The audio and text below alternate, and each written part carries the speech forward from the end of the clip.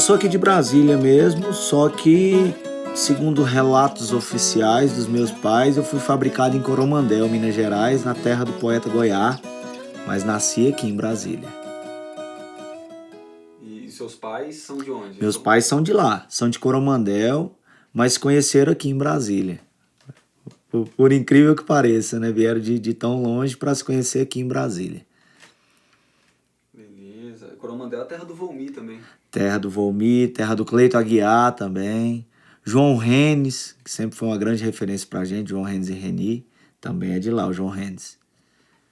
E na sua época de infância, tudo, você já morava onde aqui? Eu morei minha vida inteira em Taguatinga. Só que aí também, desde pequeno, a gente sempre frequentou lá Coromandel, né? E lá é uma terra que o pessoal gosta bastante de música, então ali eu sempre tive contato com música, principalmente as coisas do Goiás, né? O pessoal lá, quando você fala de Goiás, é assim um respeito muito grande, todo mundo respeita demais e curte muito as músicas dele. E acompanhei também desde pequenininho lá o surgimento da carreira do João Renes, né? Então, ele é meio parente dos meus pais, do meu pai.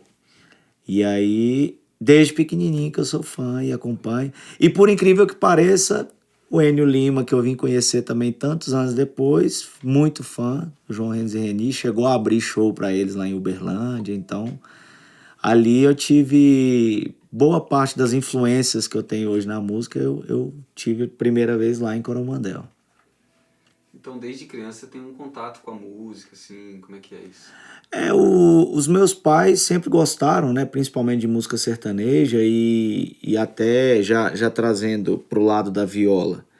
Eu nasci no ano que o Zé Mulato Cassiano gravou o primeiro disco, foi em 78. E quando eu nasci, como diz o outro, aos 48 do segundo tempo.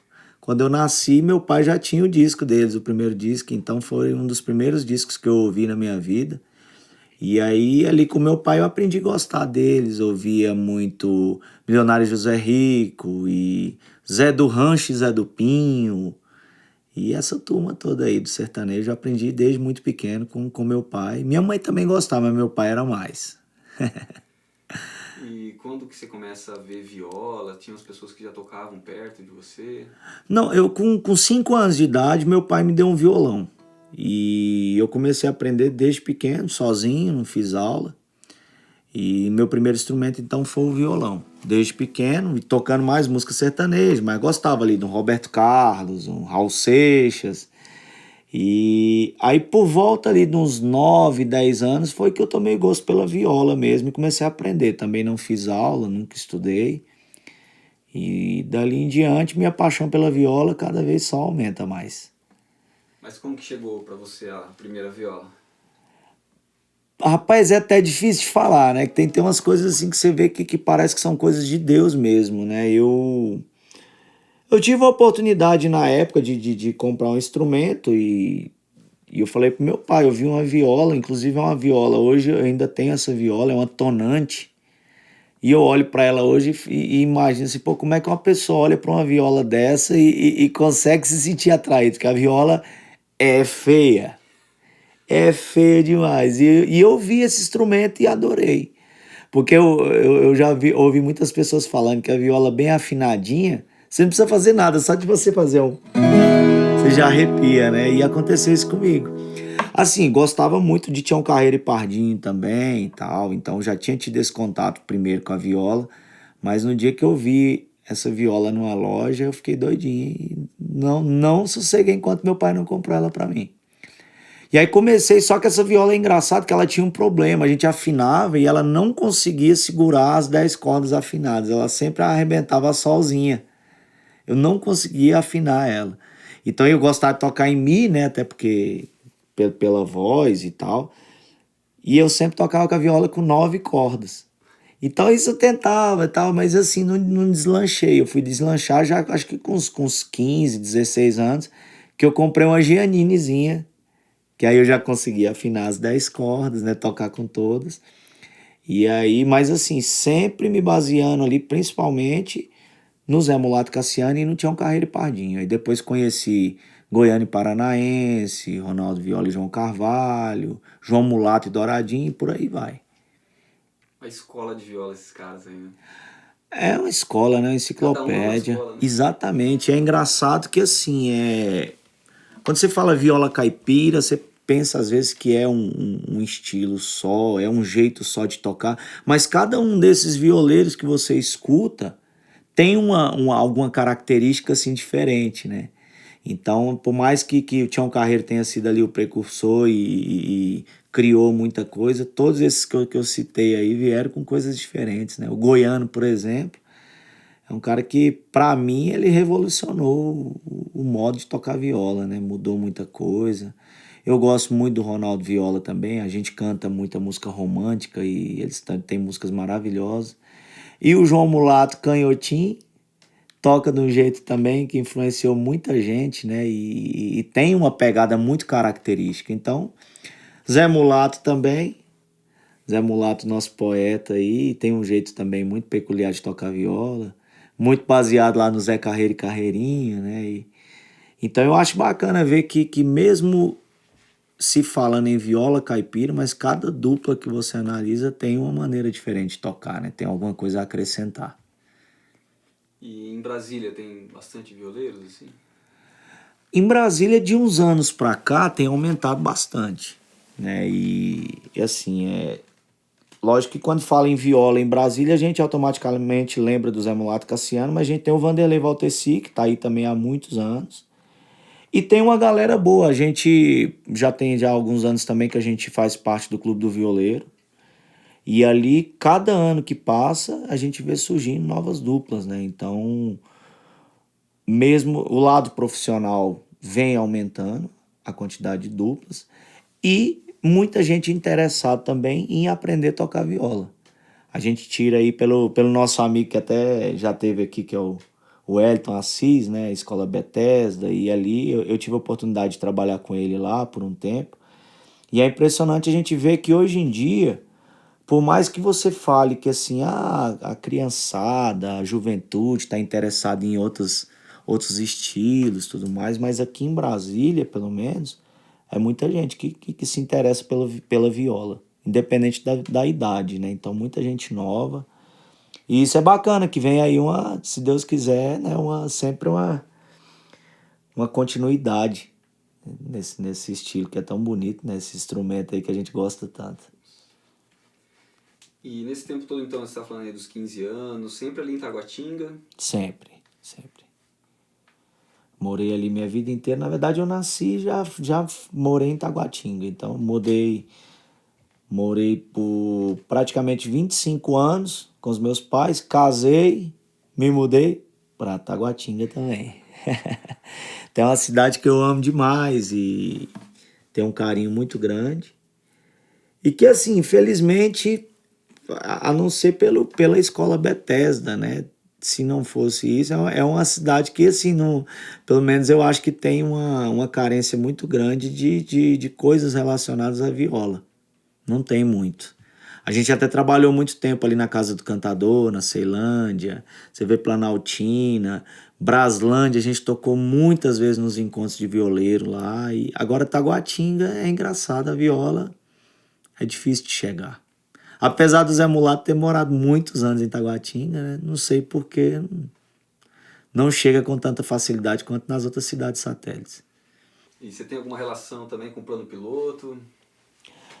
Plano piloto, eu trabalhei, eu sou formado em administração, então eu trabalhei durante um tempo com administração e eu trabalhei já na 707 Norte, trabalhei no SAAN, no CIA, já frequentei muito aquela região ali.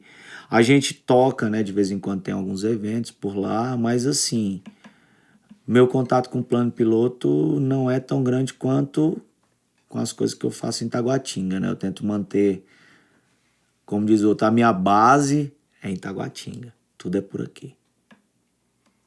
E aí, então, quando que você começa a ter um envolvimento mais profissional com a música? Ou compor? Você começou a compor antes? Como é que é isso? Assim, eu compus algumas coisas quando era mais novo, mas nada muito assim com pretensão de gravar nem nada. Era coisas mesmo para às vezes extravasar, né? Alguma ideia, algum momento ali da minha vida. Mas, como eu te falei, eu toquei fiz vários estilos diferentes e sempre tentando montar uma dupla sertaneja. Eu tive uma dupla com o Alexandre, que era meu amigo, que inclusive mora aqui em Taguatinga. Morou em Taguatinga, acho que hoje ele está em Águas Claras. Cantei com o Paulo, que era um outro amigo meu, e fiz várias duplas, até chegar no Godoy. Godoy era...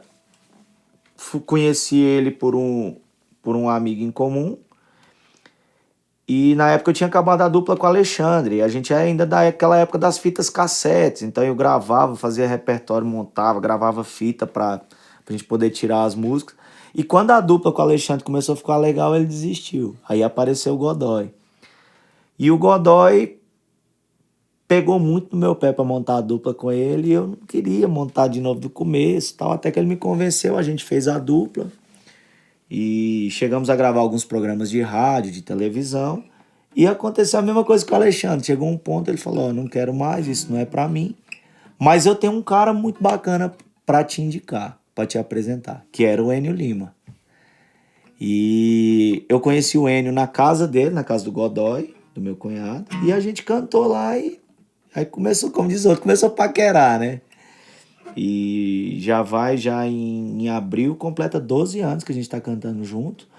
Então, assim, o trabalho mais profissional mesmo que eu tive já foi com o Enio, porque com o Godoy foram programas que a gente gravou, não chegou a gravar CD nem nada. E com o Enio nós já temos 6 CDs gravados, 2 DVDs, e a gente tá fazendo agora o CD de viola, né? Tá gravando. E então é o trabalho que eu considero profissional mesmo, é esse com o Enio, já de quase 12 anos. E a dupla, vocês trabalham com canções autorais, interpretações, como é que é? Assim, a nossa dupla, o pessoal até pergunta: "Ah, mas vocês são a dupla caipira? Vocês são a dupla de sertanejo universitário? Vocês são o quê?" Não, a gente é sertanejo. Porque a gente, assim, falando agora um pouco do Enio.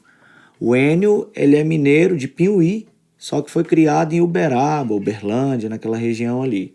E começou a cantar muito novo. Ele gravou o primeiro disco com 10 anos de idade, em 1985.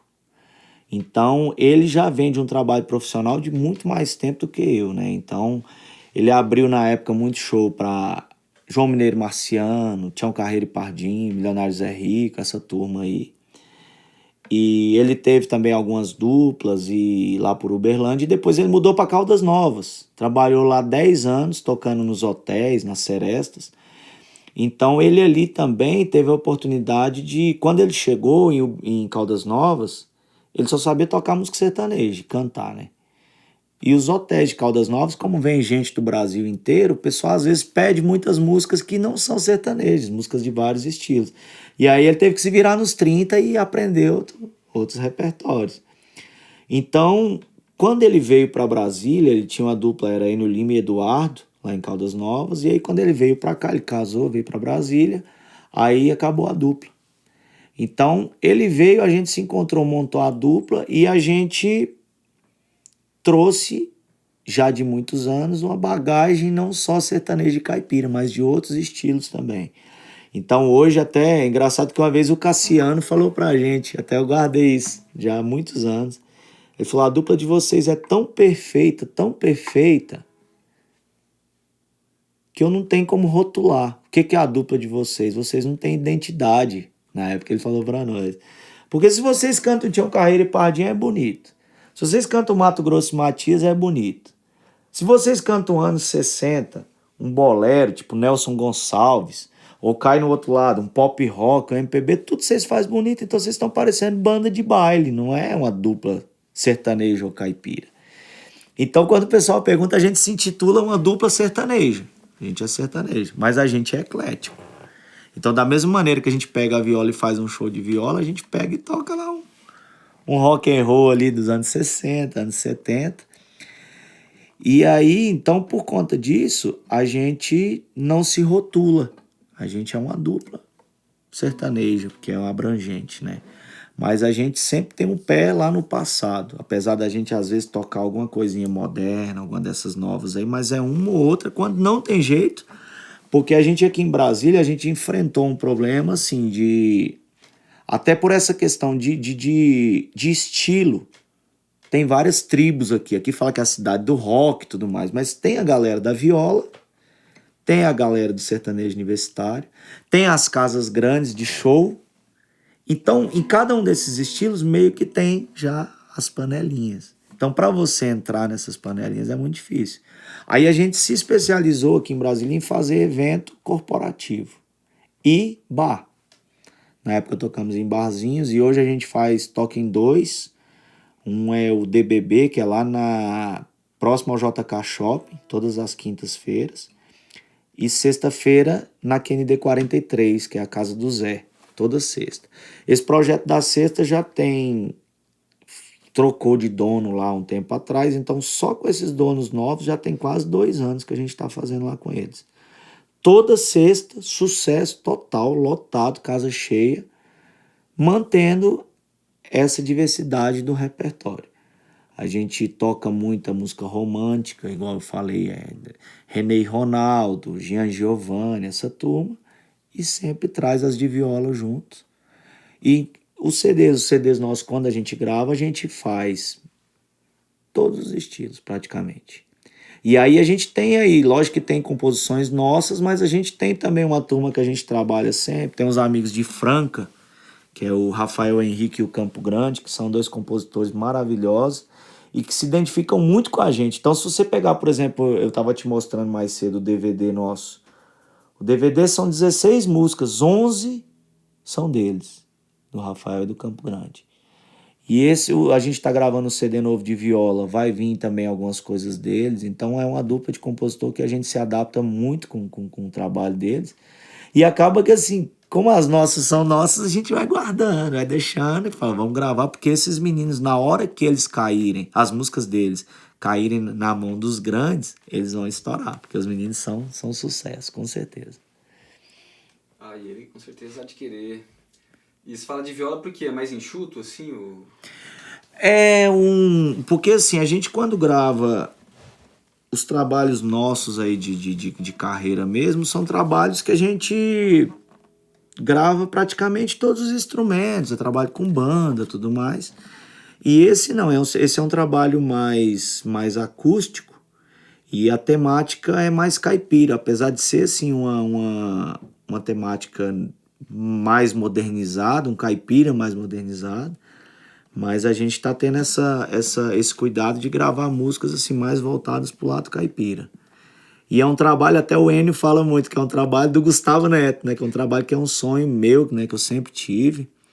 E se dependesse de mim, eu faria um CD estilo Zé Mulato Cassiano, por exemplo. Mas a gente tem consciência que assim, o nosso trabalho é um trabalho mesclado, né? Então é até complicado você fazer um CD 100% caipira mesmo. Então a gente está fazendo, mas trazendo um pouco a linguagem pro moderno agora. E eu gravei já, inclusive já tem boa parte do CD tá gravado, eu que gravo violão, viola, eu produzo junto com o Grilo lá no estúdio GR1. E então é um projeto aí que eu sempre sonhei em fazer. Quando a gente fala que é um CD de viola é porque a viola vai estar mais aparente, né? Porque se você pegar um DVD nosso, por exemplo, eu gravei o DVD inteiro com a viola. Só que tem músicas que aparecem mais e tem músicas que é um instrumento mais de harmonia, ele não aparece tanto. Mas esse CD de agora a gente pretende deixar a viola bem na cara mesmo, um CD tipicamente de viola. Beleza. E a viola, assim, ela tem uma força, né? Que no caso de vocês, ela acompanha então o repertório todo, né? Acompanha.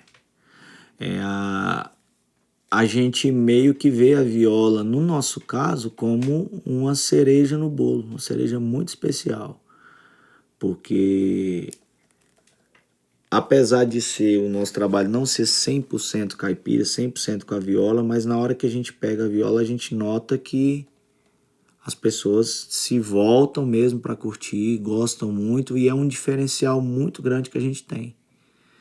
Então, aqui em Brasília é engraçado, assim, a gente tem trago, mesmo para os bares, para os teatros, quando a gente faz, que a gente vê que quando toca a viola, o pessoal fica muito encantado com o instrumento.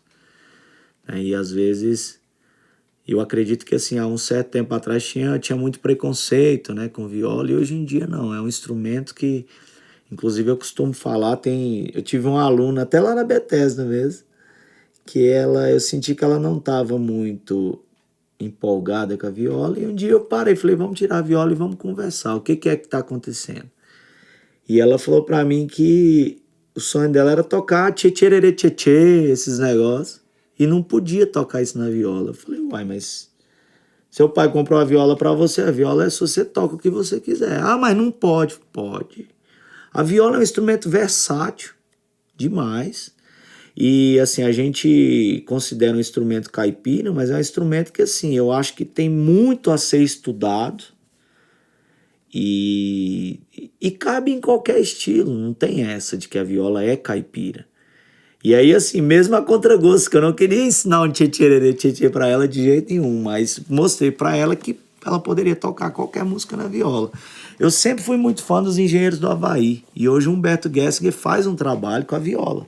Ele é rock, toca um estilo, um folk, alguma coisa assim, mas a viola caipira tá lá. Então não é um instrumento para ser tocado só na música caipira, é um instrumento muito versátil e que cabe bem em qualquer estilo. E dando aula, assim, você percebe um interesse maior também das mulheres no instrumento? Demais, demais. Era algo que, assim, há alguns anos atrás a gente não conseguia imaginar, né? Quando você viu uma mulher tocando, era um negócio assim, muito diferente. E hoje em dia elas procuram muito. E mulheres, às vezes meninas, né? Meninas de 12, 13 anos procuram, querem aprender. E eu acho isso muito bacana. A gente teve a oportunidade de ir no Mato Grosso algumas vezes. Ali é impressionante o tanto de violeira que tem.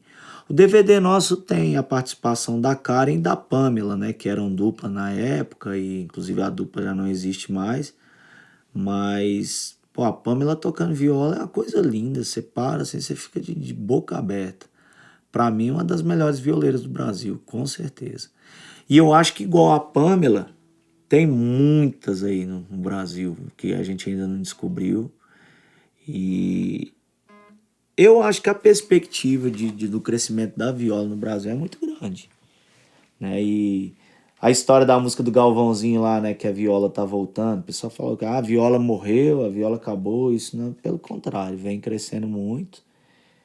E eu acho que isso se deve também a, a uma outra nuance de viola, que é os meninos mais novos que estão vindo aí, que até a turma mais tradicional às vezes não concorda muito, que é o Mike Lian, Lucas Reis e Tássio, e a própria Bruna Viola, que assim eu particularmente não vejo isso como um problema, pelo contrário, eu acho que como tem aquela história, falem bem ou falem mal, mas falem de mim, a mesma coisa com a viola.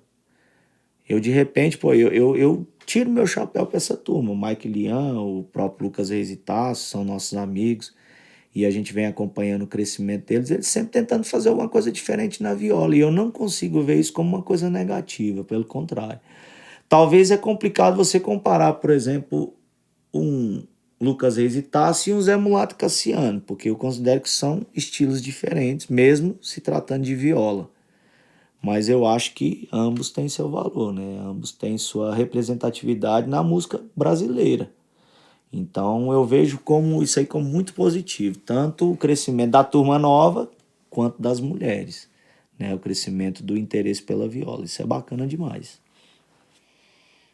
No chamado sertanejo universitário, a viola foi ficando cada vez mais de lado, assim, né? Como é que é? Você acompanha esse movimento? O sertanejo universitário é engraçado que assim, na época criaram esse rótulo. Eu, para mim, o que eles fizeram na época de diferente foi só acelerar as músicas, porque eles começaram a tocar. O César Menotti e Fabiano mesmo é um exemplo. Eles começaram a tocar as músicas ali do Zezé de Camargo e Luciano, Christian Ralph, César e Paulinho, essa turma, tocar mais rápido. Então, na época, inventaram esse termo e deram uma enxugada. Inclusive, na época, antes, pré ali, sertanejo universitário, ainda tinha muita guitarra, muito teclado. E no começo eles deram uma enxugada, né? Então ficou mais violão, baixo, bateria e voltaram a sanfona, que estava também um tempo já meio de lado. E esqueceram a viola. Nesse começo aí, começo do sertanejo universitário, a viola ficou totalmente de lado. Até eu acho que esse período aí foi um período que a viola estava mais assim, mais em baixa, né? Mas eu acho que não durou muito tempo, até porque o próprio pessoal do sertanejo universitário, apesar de eu não ser um fã assim, não gosto de algumas duplas, mas não sou um fã muito fervoroso, não.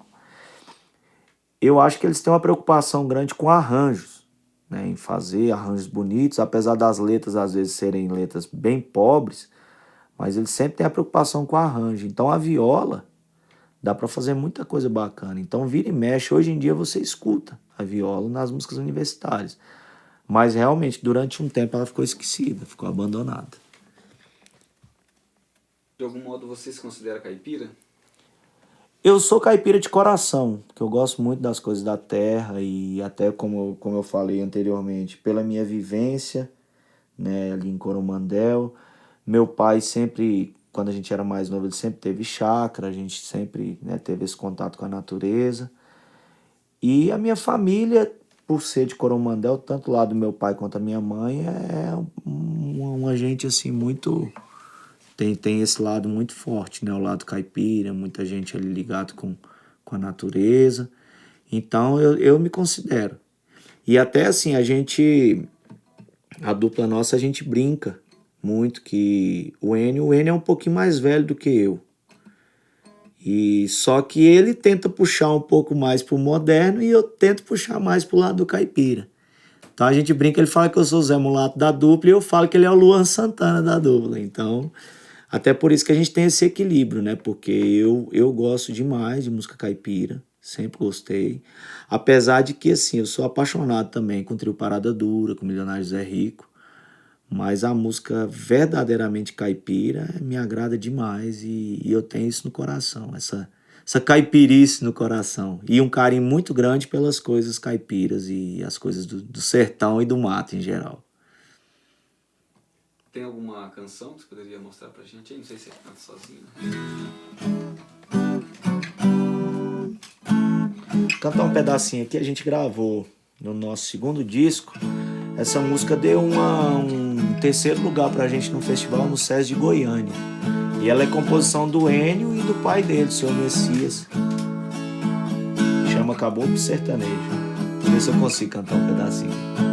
Sou caboclo sertanejo, nascido lá no sertão, pra cantar modas de viola, sempre foi minha inclinação.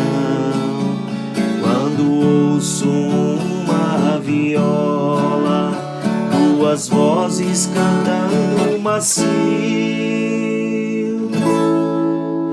meu coração bate forte, meu corpo dá um arrepio.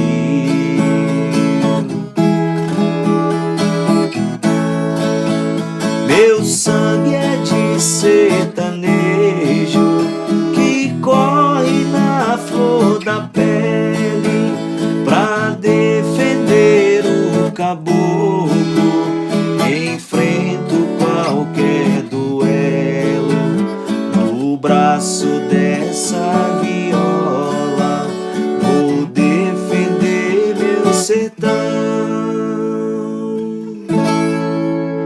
Tudo que o Brasil tem de belo não cabe nessa canção. E por aí vai.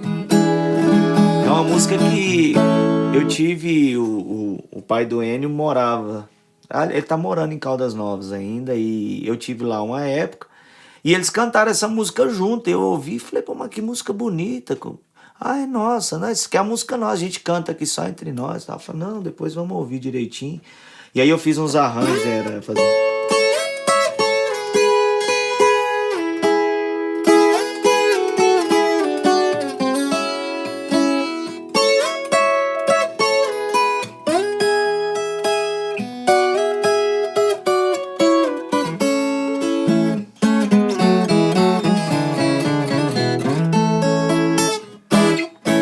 E aí a gente começou a brincar, né? Fiz arranjo, pô, mas ficou bonita. O pai dele ouviu e falou, nossa, mas você mudou a música completamente.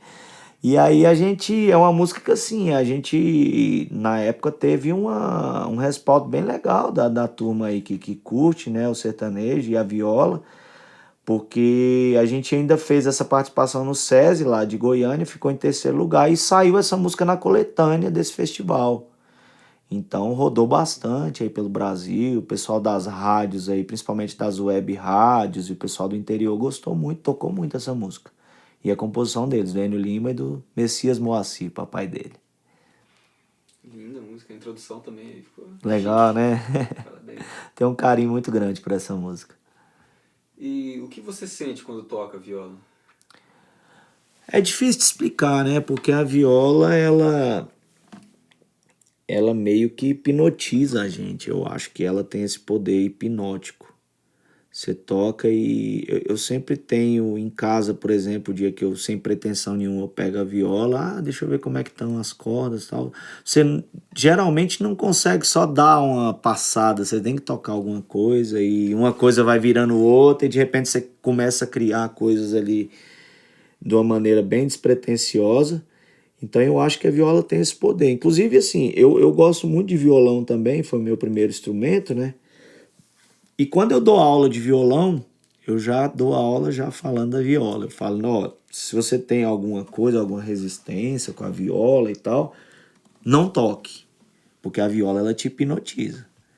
E eu acho que assim, para quem já toca violão, pegar a viola e aprender é uma coisa. Agora, para começar do zero, eu acho que a viola tem mais esse poder de empolgar as pessoas.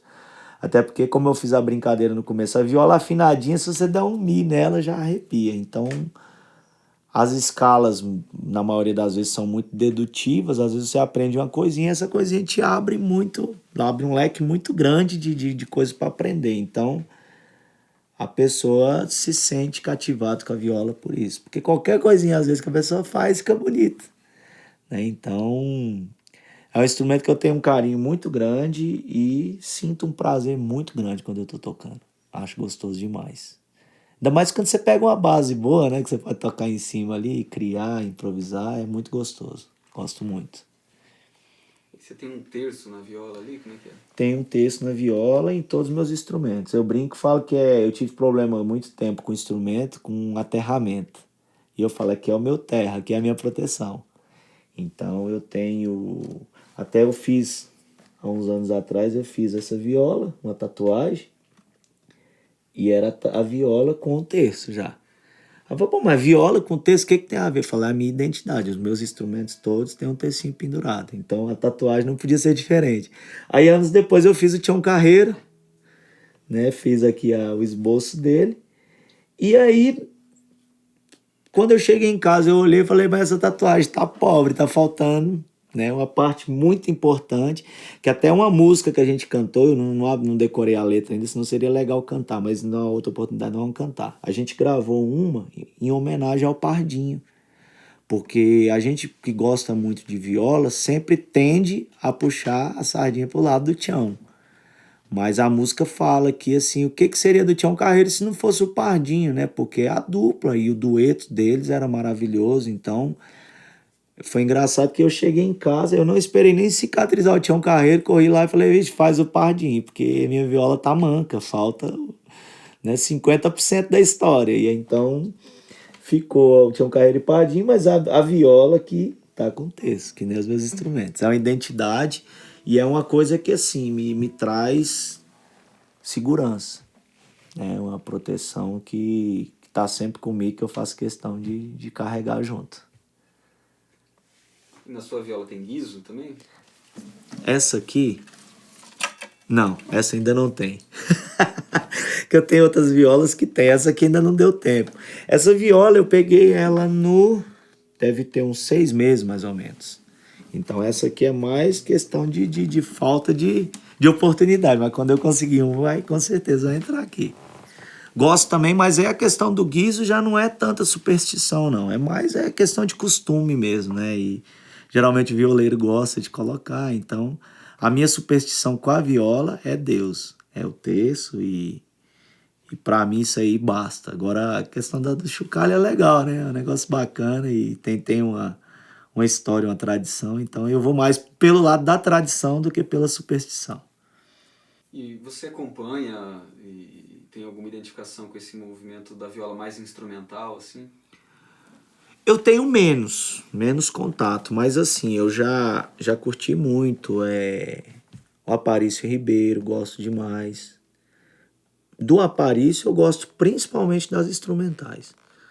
Marcos Mesquita, o próprio Roberto Correia, gostei, escutei muito uma época Ivan Vilela, acho muito bonito também. Os instrumentais do Almir Sater são discos assim clássicos, né? Gosto demais, o Gedeão, já curti muita coisa dele. E eu talvez não tenho tanto costume de ouvir quanto eu escuto as músicas cantadas, né, com dueto, mas eu acho muito legal, gosto muito. E principalmente aquelas que vão mais pro lado da tradição do sertanejo do caipira, né? Eu te confesso que quando cai ali naquela área mais erudita, tal, eu não acompanho muito não. Tenho respeito demais e acho que ali não é para qualquer um, né? Ali você tem que estudar bastante. E sendo que a música caipira, mesmo que você estude muito, mas é uma música, assim, às vezes muito de sentimento, né? Que você chega numa roça, por exemplo, você vê um cara lá que não sabe conversar direito, não teve acesso à educação, à escola, a nada, e pega uma viola e toca bonito, né? De uma maneira intuitiva. E já essa parte mais instrumental, a parte mais clássica ali, eu vejo como mais complicado um pouco. E eu acho que também o público é um pouco mais seleto. Não é todo mundo que gosta. A Escola de Música de Brasília, acho que uma escola pública assim de música, foi a primeira a ter um curso de viola caipira. Como que você vê a importância da escola de música aqui? Você tem que tirar o chapéu para a escola de música e para o Roberto Correia, né, que faz um trabalho bacana já de muitos anos. E quando eu tinha 9 anos, eu tive a oportunidade de ir para a escola de música, mas na época para fazer mais era violão, né, e não fui. E até na época era mais difícil o acesso, por morar em Taguatinga, quando falava no plano parecia que era uma coisa assim, nossa, outro estado, né? E não era tão difícil assim, mas até por conta da idade, né, dificultou bastante. Mas assim, eu tenho isso como uma pendência da minha vida, que eu queria ter estudado na escola de música e hoje, até pela correria e tudo mais, eu não consigo, mas vejo isso ainda como um projeto de vida. E para mim seria uma honra um dia estudar lá, porque ela tem uma representatividade muito grande na música e na cultura e principalmente na parte da viola. E quando você fala ali da turma, Roberto Correia, Marcos Mesquita, você tem que tirar o chapéu e respeitar o trabalho deles, que é um trabalho muito, muito valoroso. O que você considera sucesso? Sucesso de verdade é fazer algo que se eternize, né? Porque o sucesso ele pode ser passageiro. O sucesso, a gente tem inúmeros casos aí de sucesso passageiro que às vezes a pessoa não tem um preparo. Uma pessoa de repente faz uma música de brincadeira e essa música estoura, a pessoa ganha muito dinheiro e estoura aquele negócio e da mesma maneira a velocidade que ela ganha, ela gasta, não consegue emplacar um segundo sucesso e volta para onde ela estava. Então experimenta o preço da fama, mas por um tempo muito pequeno. Então eu não considero isso como sucesso. Considero isso talvez como hoje a gente fala aí dos memes, né? Algo que vem, a gente fala na roça que é igual foguete de rabo, né? A velocidade que sobe, ele desce. Então sucesso para mim é, por exemplo, o que o Tião Carreiro e Pardinho fizeram. É o que o Zé Mulato Cassiano vem fazendo. É você escrever uma história bonita e duradoura. Que quando as pessoas forem embora, fulano morreu tem 30 anos, pô, mas as músicas deles a gente canta até hoje, o pessoal adora, tal. Então eu acho que isso é sucesso, né? Imortalizar uma música, um trabalho na história do país, na história da cultura do país. Então, sucesso para mim é isso aí. E a gente até, eu já vejo por um outro lado também no nosso caso, eu falo isso muito com parceiro. Que às vezes a gente tem aquela pretensão de estourar, de fazer muito sucesso, ganhar muito dinheiro, e a gente tem exemplos aí de artistas que aconteceu isso e que hoje não tem vida. Os caras vivem trabalhando, não tem como usufruir do dinheiro que ganharam. Então eu falo para ele, ó, eu estudei 5 anos na Católica, fiz administração, parceiro estudou no IESB, fez direito, e hoje a gente vive de música. Ele tem um casal de filhos também, a gente está vivendo. A gente está curtindo nossos filhos, está vendo eles crescer, a gente está acompanhando de perto a educação deles, e a gente acha que isso faz toda a diferença na criação dos filhos. Eu acompanho, estou sempre com os meus pais, eles moram perto de mim, minhas irmãs, meus amigos, e eu vivo de música. Eu canto, eu dou aula. Não vou dizer que minha vida, economicamente falando, é um mar de rosas, mas eu considero um sucesso. Porque viver de música hoje no Brasil é sucesso. Né? A gente olha outros exemplos aí, então eu falo para ele, falo pro Enio, falo, cara, a gente é sucesso. A gente pega um barzinho, a casa do Zé que eu tô falando, em Taguatinga. Você chega na sexta-feira lá, dá mais de 300 pessoas. Então é impressionante, você tocando a música sertaneja simples. A gente às vezes faz com o sanfoneiro, mas geralmente é só eu e o Enio, a gente faz violão e viola. E lota um barzinho, bota 300 pessoas lá dentro, num espaço que talvez caberia, sei lá, 80 pessoas. Então, eu considero isso como sucesso. Então, o sucesso é relativo, cada um tem seu ponto de vista, né? Tem alguma coisa mais que você poderia cantar pra gente? Ou pontear mesmo?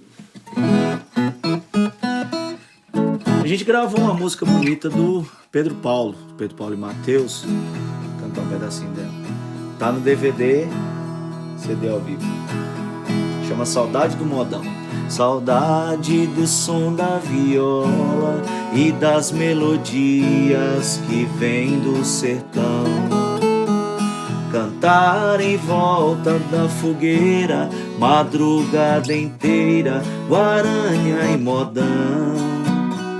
Modão do Tião Carreiro e Pardinho, Craveiro e Cravinho, Felipe e Falcão. E saudade e mundão. E saudade do modão. O som que se faz hoje em dia traz muita alegria e alguma emoção.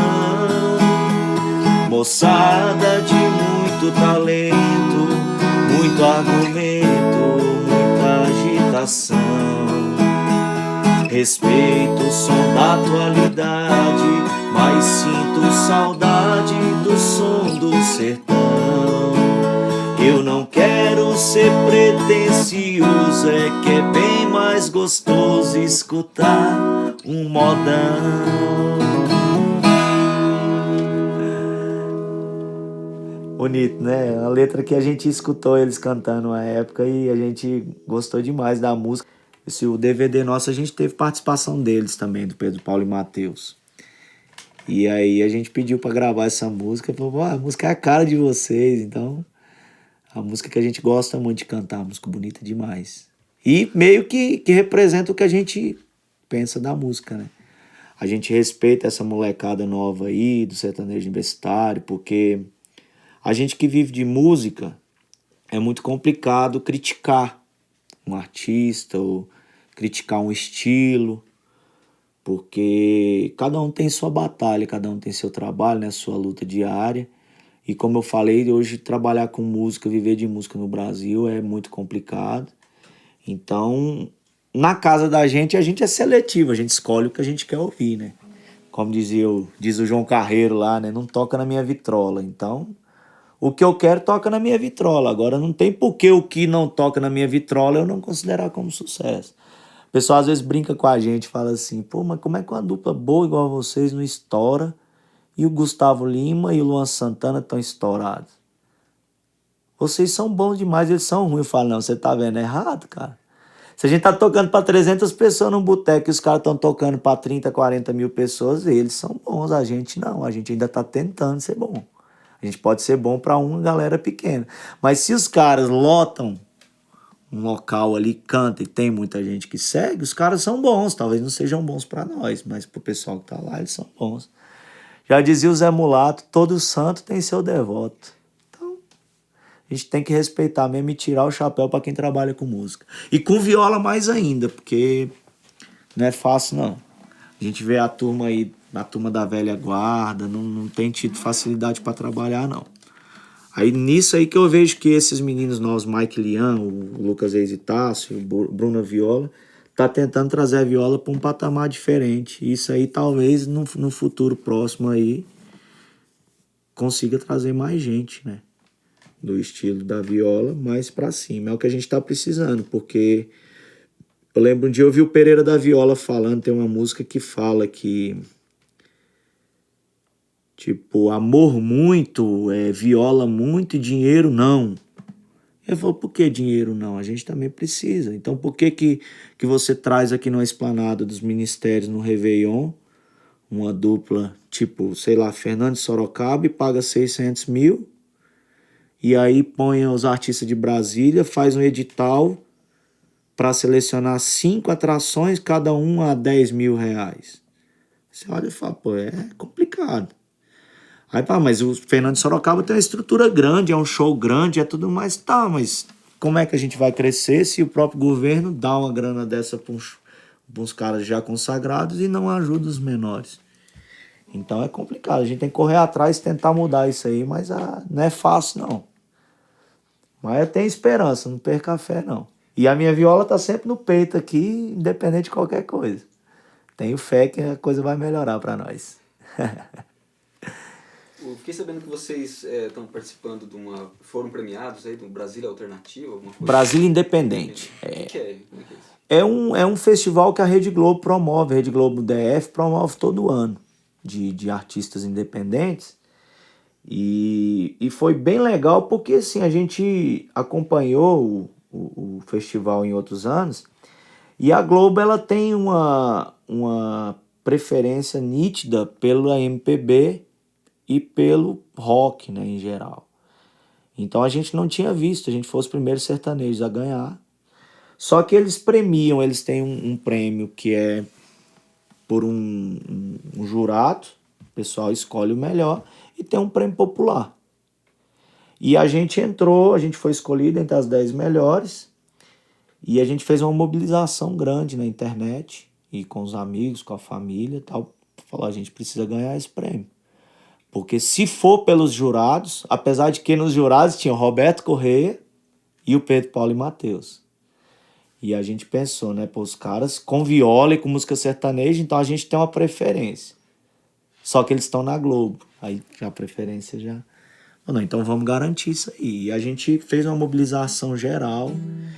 E como era votação pela internet, a gente fez uma mobilização não só em Brasília, mas até certo ponto mundial, porque teve gente de fora, do Japão, dos Estados Unidos, de Portugal, votando na gente. E o pessoal, a gente até se surpreendeu, porque o pessoal criou um grupo para votar direto. E aí uns falavam lá ó, no WhatsApp, ó, tô indo dormir, quem é que vai continuar votando? Não, vota aí, 6 horas eu acordo e continuo votando. A gente quase, como diz a Márcia Witzak, a gente quase quebrou a banca. A gente teve mais de 300 mil votos em uma semana. E ela falou que as edições anteriores, somando os votos de cada ano, nenhum deu 300 mil. De todos. Só a gente conseguiu 300 mil. Então foi um negócio muito bacana e apesar da gente notar que a Globo tinha essa preferência por outros estilos, tá, a gente teve uma abertura muito legal lá com eles. E até hoje esse prêmio rende frutos pra gente na Rede Globo. O pessoal sempre divulga nossos eventos e tem um carinho muito grande com a gente. A gente meio que fez igual o Zagal, então vocês vão ter que engolir a gente agora. E foi um prêmio bacana demais. Fez um barulho grande aí com o nome da dupla aqui em Brasília. E teve alguma gravação de clipe, alguma coisa assim também? Lá a premiação era uma entrevista especial na Globo, né, no DFTV, contando a história da dupla e tudo mais. E a gente tinha um clipezinho simples que a gente fez e é o clipe que a gente mandou para ser selecionado, né? E aí, quando escolhe os 10, aí a gente vai para um estúdio e faz. A Globo faz esses clipes, né? Que aí sempre quando tem algum evento, eles estão divulgando, mostrando esses clipes que eles fazem lá no estúdio. E são os clipes que ficam na internet para o pessoal assistir e votar. Então, além dessa. É bacana que é uma veiculação assim diária. Fica passando os pedaços dos clipes. Então, a gente andava na rua, no mercado e qualquer lugar aqui, o pessoal, te vi na Globo, te vi na Globo. Então, uma coisa que, assim, se você for mensurar financeiramente, é difícil você colocar um comercial todo dia na Globo. Então, foi uma oportunidade bacana demais pra gente, que a gente abraçou com unhas e dentes e conseguiu ganhar, e isso aí até hoje rende frutos. E se você fosse uma música, qual seria? Talvez, assim, uma música que eu desde pequeno eu sempre ouvi e me traz uma emoção grande é Saudade da Minha Terra. Né? Talvez não a música, mas a pessoa ali, na pessoa do Goiás, e eu que conheço Coromandel lá e tudo que ele fala na música ali eu visualizo, tal. Então, talvez Saudade da Minha Terra. Ou o cara que tá cantando Saudade da Minha Terra, né? Que aí é uma história que eu me vejo como se eu tivesse passando aquilo ali, todos os detalhes que ele vai cantando. Então, talvez se eu pensasse um pouco mais eu lembrasse de outra, mas é realmente uma pergunta complicada. Até porque são muitas músicas bonitas, né? E que a gente, voltando lá na memória, né? Que a gente grava na nossa memória e que, assim, são músicas eternizadas pra gente, que eu e o Enio que a gente canta aí, igual eu falei, às vezes 4, 5 shows na semana, tem música que a gente canta, canta e a pessoa pede, você repete e tal, e não consegue enjoar. Então são músicas que têm uma representatividade grande na vida da gente, né? Então, eu cito ela, Saudade da Minha Terra. Se você fosse deixar uma mensagem para quem está iniciando na viola, na música, o que você diria? Seja persistente, porque a gente, na época que eu comecei a aprender, não tinham as facilidades que tem hoje, não. E eu tô falando de uma época não tão distante. Então você pensa aí nessa turma do Tião Carreiro e Pardinho pra cá, o tanto que esse pessoal penou às vezes para aprender. Então não é uma coisa que você simplesmente fala, vou fazer uma aula de viola e da noite pro dia você vira um violeiro. Não é. A música é um eterno aprendizado. Então, eu acho que o cara que chegar e falar, eu sei tudo de música, ou eu sei tudo de viola, é um mentiroso. Porque não existe. Tem aquele ditado que fala que sempre o seu instrumento vai estar além do seu conhecimento. Né? Porque se um dia a pessoa tiver aprendido tudo, começa a criar coisa nova, então. Né? Então, é uma coisa que eu vejo como infinita. Então, seja persistente e sabendo que, assim, eu acho que a fase mais espinhosa de você aprender a tocar um instrumento, ou até mesmo de cantar também, é o começo. Porque às vezes você tá preparado, tá pensando numa coisa e quando você pega na prática é outra. E não é, a gente sabe que viola, por exemplo, é doloroso no começo, os dedinhos sofrem e tudo mais, mas é uma coisa que, assim, depois que você passou daquele primeiro período ali, a coisa deslancha, se você tiver persistência e estudar. E é chato mesmo no começo, é repetição, e até você pegar ali a manha, é repetição, então tem que ter paciência. Quer aprender um instrumento? 2 dicas: paciência e persistência.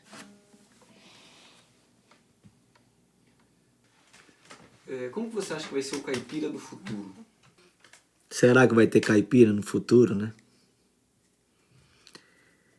É difícil até de imaginar, né? Do jeito que as coisas estão hoje, é difícil de imaginar. Porque como eu falei, dei o exemplo do meu tio que arremata os bois lá da fazenda dele usando internet e antena parabólica. A tendência, infelizmente para alguns e felizmente para outros, eu acho que é diminuir cada vez mais. Né? Porque você pensa assim, não, mas o fazendeiro vai precisar de gente para trabalhar lá na roça. Só que essas pessoas para trabalharem ali, dependendo do que elas forem operar, dependendo da máquina que eles... tem que ter um conhecimento, tem que ter um estudo. Então, eu vejo como uma coisa assim que tá ficando no passado. E é até complicado, né? Porque quando você fala o que é caipira, o que é caipira, é até difícil mensurar. A gente toca de vez em quando em uma fazenda e lá você vê coisas que assim você fala, cara, isso aqui não vai acabar. É você acordar de manhã e ter um cafezinho ali com um pãozinho de queijo feito na hora. Aí olha do lado, tem uma garrafona gigante de açafrão que o cara plantou ali, o cara que fez, arrumou direitinho. E aí na hora de ir embora o cara vai lá te dar um queijo e um pacotinho, um saquinho de ovo, caipira pra você levar. Então é o tipo de coisa que eu acho que isso aí nunca vai deixar de existir. E essa simplicidade da roça vai ficar mais no coração das pessoas do que na coisa prática ali, de verdade. Porque na mesma hora que esse cara te dá um queijo e um ovo caipira pra você levar, ele fala, ô, qual que é o seu Instagram aí pra eu te seguir? Aí vai lá no celular, na roça. O lugar que na hora que você entra na porteira que você desce, acaba o sinal do seu celular. Quando você chega lá embaixo tem o Wi-Fi. Então você vai vendo essas coisas acontecerem. Tem uma comidinha no fogão de lenha, tá? Mas aí você chega lá dentro, o quarto do dono da fazenda tem um ar-condicionado e um frigobar. Então é meio que paradoxo, né? Você vê mesmo na roça hoje já tá tendo isso. E o caipira que tá lá, vou buscar o gado lá e põe um celularzinho dele em cima do arreio, assim, tocando uma musiquinha. Então, talvez o caipira vai ter que se adequar à modernidade, mas, assim, se manter no coração essa tradição aí, eu acho que não acaba, né? Pelo menos essa parte poética da coisa aí, eu acho que não acaba. Mas vai mudar, com certeza.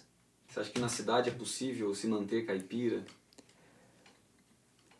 Desde que o caipira seja isso que a gente está falando, a questão poética, a questão dos valores, a questão do respeito à tradição, eu acredito que sim.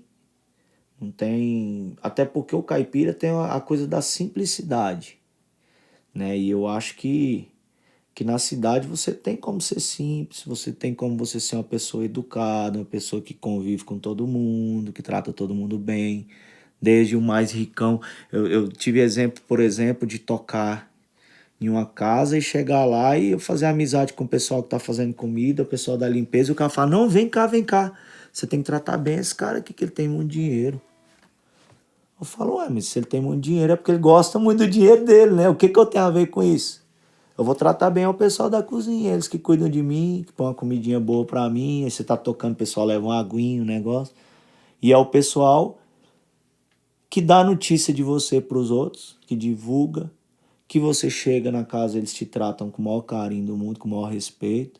Então eu acho que o caipira tem muito disso, né? Da educação e de tratar todo mundo bem. Eu moro num prédio, moro no 7º andar. Eu faço questão de falar bom dia para todo mundo, tratar todo mundo bem. Se eu falar bom dia uma vez a pessoa não falar, eu falo de novo depois até ela falar. E eu acho que ser caipira é isso também, é ser simples, né? E gostar das coisas do campo em geral, da natureza. E eu acho que isso aí na cidade também você tem que fazer. Você tem que cultivar. Meu pai e minha mãe moram em Taguatinga. Você chega na casa deles, que é a casa que eu cresci, parece uma chácara lá nos fundos. E aí você chega e já, não, vamos ali, vamos lá pra você ver o pé de jabuticaba, como é que tá. Meu pai tem uma parreira, chega perto do Natal assim, dá uva pra caramba, e um pé de acerola e tal, na cidade. Então eu acho que isso aí é aquela história que a maldade tá mais na cabeça da gente do que em outra coisa. A mesma coisa é a caipirice. Tá mais no coração e na cabeça da gente do que propriamente no lugar que você convive. Então você pode ser caipira em qualquer lugar.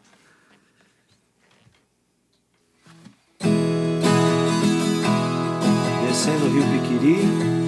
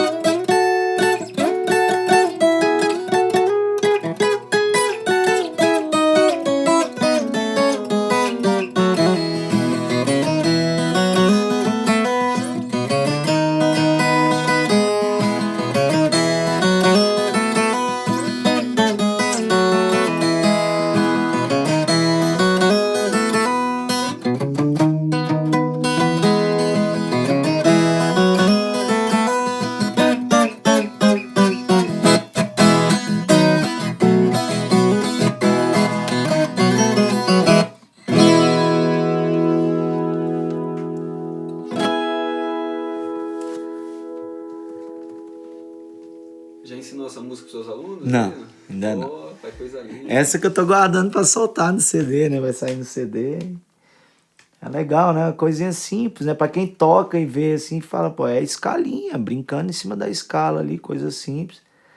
Mas que ficou bonitinha e com a representação legal por causa do Rio Piquiri, né? Então a gente na canoa, até no vídeo eu falo, parceiro, acabei de batizar a música, e tocando, falei, é descendo o Rio Piquiri. Então, história bem legal. E é uma música que traz memória, né? Quando toca eu lembro lá do Rio Piquiri, daquela paz lá no Rio.